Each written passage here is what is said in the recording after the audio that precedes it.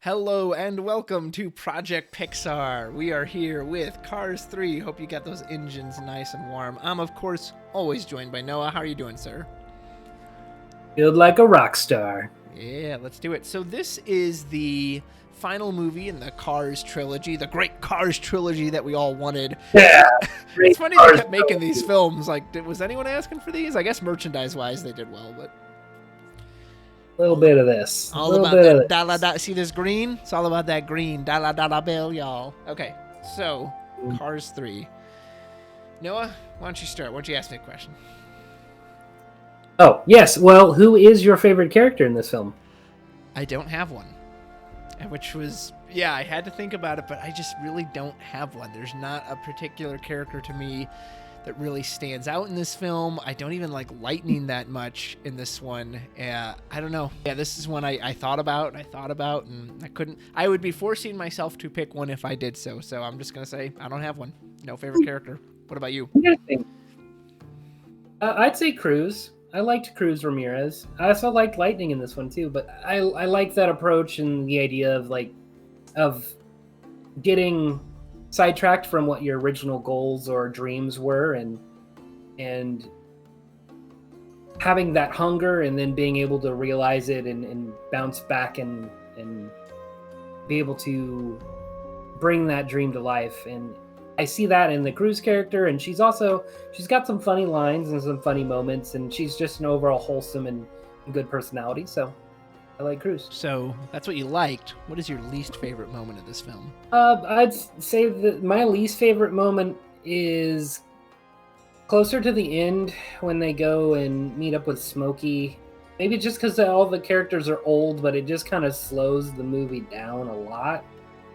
And outside of that, I would say that for me is my least favorite part of the film. But I still enjoy that part too. So that's fair. So I don't have a lot that I per se disliked on this one. Yeah, that's fair. I think we're going to be pretty different on this one. I actually dislike this film a lot, and the first time I saw it, I liked it a lot more. This is another one that my opinion has gone down, and for me, it's the ending.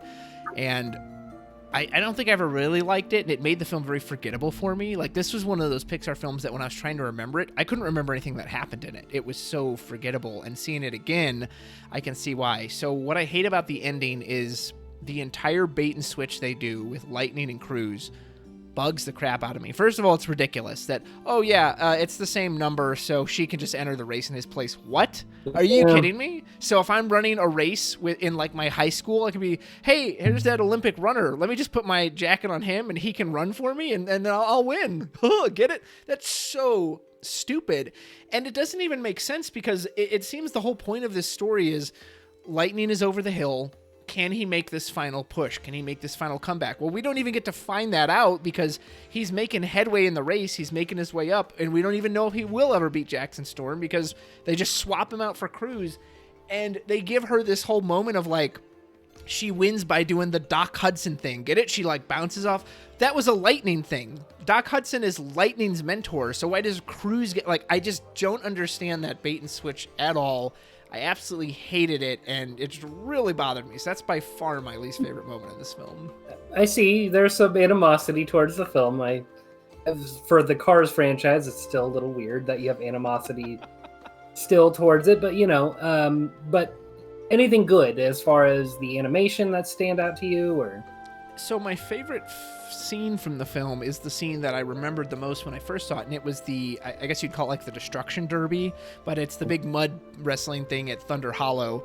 That was really fun. It was super creative to see all these different characters and how they acted, and of course the way the mud slings everywhere in there is really nice. The Cars films are always, I don't know, they're all kind of similar in their animation in the sense that they usually have really nice landscapes, and like the cars look good, but they're all cars. So for me, it would just be that entire section of the Destruction Derby. Really liked the way that section was animated. What about you? And I am right there with you. That was the part that sticks out the most to me, the physics of the mud and how it gets everywhere. And that was animated really, really well. And it's a really fun sequence. The one part of the movie that sticks out the most to me. Otherwise, you're right. It's pretty much the same as the other ones. Yeah. Okay. What about musical moment? Was there any musical moment that it probably wasn't Life is a Highway because that wasn't in this one? It wasn't even in this one. I do like the choice of Black Keys at the beginning. It's a good song. Run That Race. Outside of that, I think there was some whatever played in the Destruction Derby fit from what I can recall pretty well. Yeah. Besides that, I don't remember much of anything. I gotta agree with you. I do remember there being like this kind of like poor town kind of banjo sound going on in the Thunder Hollow, which was really cool. But beyond that, I can't really remember anything else. Do you remember the first time you saw it, and did you like? You said you liked it better then. Yeah, I'm trying to remember. It would have been 2017, would have been summer, and I saw it at least with my girlfriend. I don't remember if there was a friend with me or not, but there wasn't anything memorable about the experience. There wasn't any crazy audience reactions. It was just kind of there. And again, what kind of made it strange was I couldn't recall this film at all. And I usually have a really sharp memory, especially when it comes to Pixar films. But after this one, like a few days later, I was like, what happened in that movie? Like, I don't even remember what it was about. Like, again, I could remember the Destruction Derby scene, but beyond that. So, no, it was a pretty average experience when I saw it. What about you? I think I just saw it on DVD Blu-ray when it came out, and when I saw it, I actually did like it. I thought it was the best of the three Cars films, and I still feel that way.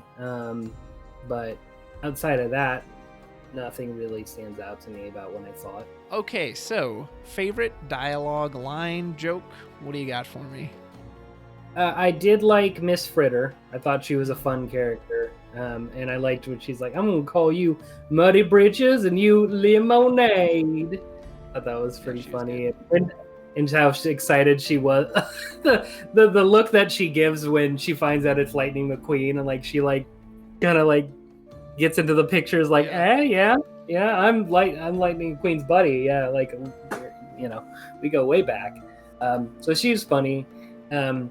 And then I did really like the exchange. You might hate it because you apparently don't like the character, but I did like the exchange after Thunder Hollow when she has the trophy and Lightning kind of goes off on her about like, this is, you know, I should be training and this isn't gonna, you know, help me at all. And he's like, but you wouldn't know anything about that because you're not a racer, you're a trainer. And then she says, you know, ask me if I dreamed of being a trainer. Mr. McQueen, go ahead. Ask if I got up in the dark to run laps before school every day. Ask me if I saved every penny to buy a ticket to the races when they came to town. Ask me if I did that so I could be a trainer someday. Ask me. And he's like, did you? No. Like, and like, I just like her directness with it. Like, you really hurt me by even, you know, bringing out the idea that I never cared about being a racer, you know. And you can see there just how much it hurts her that she's been stuck into this position, this field. And I just think that whole scene is written pretty well, and for me it's the best scene in the entire film, especially when it comes to the interaction between those two characters. The one line that actually made me laugh out loud is when they're training on the beach, and you know it's kind of this montage of like things going wrong, and they look back, and I guess she spun her wheels so much she dug into the ground. The beach ate me, and that did make me laugh out loud when I saw that. That was really funny. Other than that, there's not a whole lot, as typical with the Cars franchise. Like, there's not really a whole lot of sticking lines. So yeah, that's kind of the only one I can really think of as like, oh, wow, that was like a standout. Well, here's gonna be a whopper of a segment for you, but what would you change about this? Okay, so we want to start with me because I have a lot to say here. So we'll start with you because I won't have much of it in. Okay. So we'll say this. You can very much tell they had no idea what to do with the Cars franchise, because this one feels like a more direct sequel to the first film. They basically ignore Cars 2. Like, none of that is brought up or mentioned. You don't see any of the characters from that film. This one has Chick Hicks in it again, even though it's not Michael Keaton this time. And they reference the Hudson Hornet a lot. Like, this one really has a lot of references to Doc. So this one really feels like this should have been Cars 2, and it should have just been this kind of two-part thing. And I feel like this movie is at conflict with itself because I think there's a good idea here, and I like the idea of McQueen is now the veteran. As a matter of fact, he's maybe too much the veteran, and these younger, hungrier cars are coming, and you know, a lot of his friends now are retiring because they don't. So I think there's a good idea there, but I don't think the film focuses on that, and I don't think it even knows what to focus on, because here's the other thing too. And this is another reason it bothers me that Cruz just shows up at the end and like, oh yeah, she can just win now. She kind of has this like Mary Sue thing going on where it's just like, yeah, I just kind of do whatever and I'm just great at everything. And yet at the same time, it also wants her to be an inept racer on the beach where like, oh, I don't want to hurt the crab. Oh, I can barely keep up with, like, so which is it? And here's the other weird thing, and this is just one of those Cars World logic things. How do these cars get their speed? Because a real life car can go as fast as it's made to go, right? You know, an old beaten down car maybe tops out at 60, but this race car tops out. So in this world, is it a matter of the car themselves can improve their speed? Like, I just don't, yes, they train a lot, but that's never really into the thought of how a car is born. Exactly, right? Yeah. Crazy.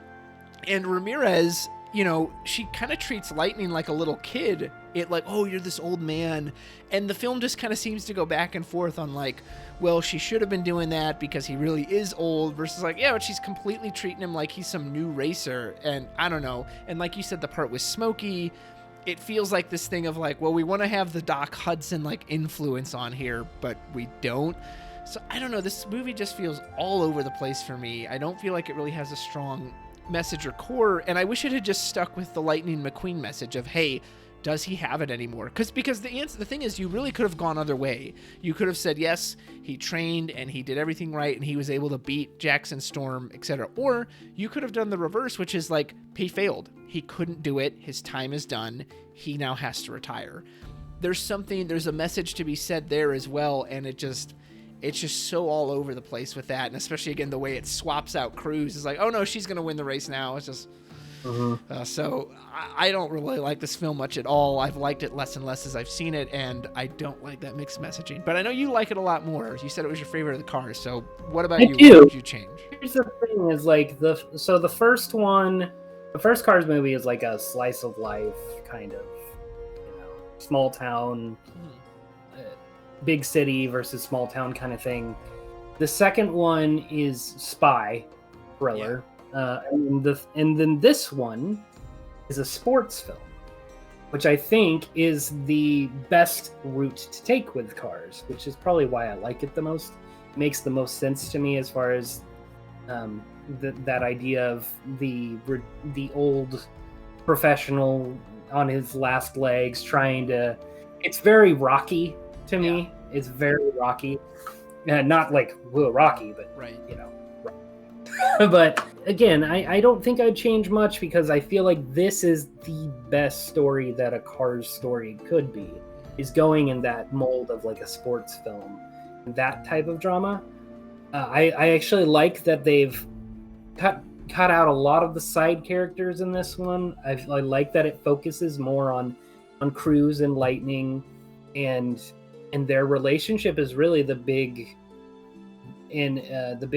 point of the film, and I feel like it services that well. I like the idea that while Lightning was trying to catch up, that Cruz was the one who was actually getting trained in the process, but didn't realize it until the end when she's like, "Oh, okay, this is and Lightning uses it." And I like that dynamic a lot. And I don't know if I'd change much of anything about it, to be honest with you. Not that it's great. I don't think it's great. And it's not one of my favorite Pixar films. But for a Cars film, I think this is the best that it could have been. It's funny that we have such different opinions on this one. So, yeah, that's fair. So I guess we'll move to closing thoughts then. What you just said about, the first one's like the slice of life film, second one's a spy film, third one's a sports film. I really wish this franchise as a whole had picked one of those lanes and stuck to it. Either their spy films or their sports films. I agree. I think the sports aspect works because if you go back to my other videos, I always say my favorite parts of Cars 1 is the races. I love Cars 1, the bookend with the piston cups. So I wish they had stuck to that. And I wish they had done that for all three of these films, as opposed to right now, they just all three feel so different from each other. And they just, again, it just feels like they had no idea what they wanted to do. This film's not for me at all. What's That's big. Yeah. Besides make money, they Yeah, knew exactly, they wanted. exactly. But yeah, this one's not for me at all, and this is another one that I have no desire to ever watch this one again. So, pretty low for me. Closing thoughts? That's fair. No, I get that, and I overall the impressions on this franchise aren't incredibly high, and Yeah. I understand that too. So, but I do enjoy this one. I'm okay with putting it on in the background and letting it ride around in my head for a little bit and take the corners. And I see what you did there. I find it the funniest of the three. I also find it the most personal of the three, and yeah, I think it's the best of the three. All right, so that was Cars 3. We've got one more film to hit in 2017, and we're gonna go down to Mexico for that because we're gonna see Coco. We'll see you then.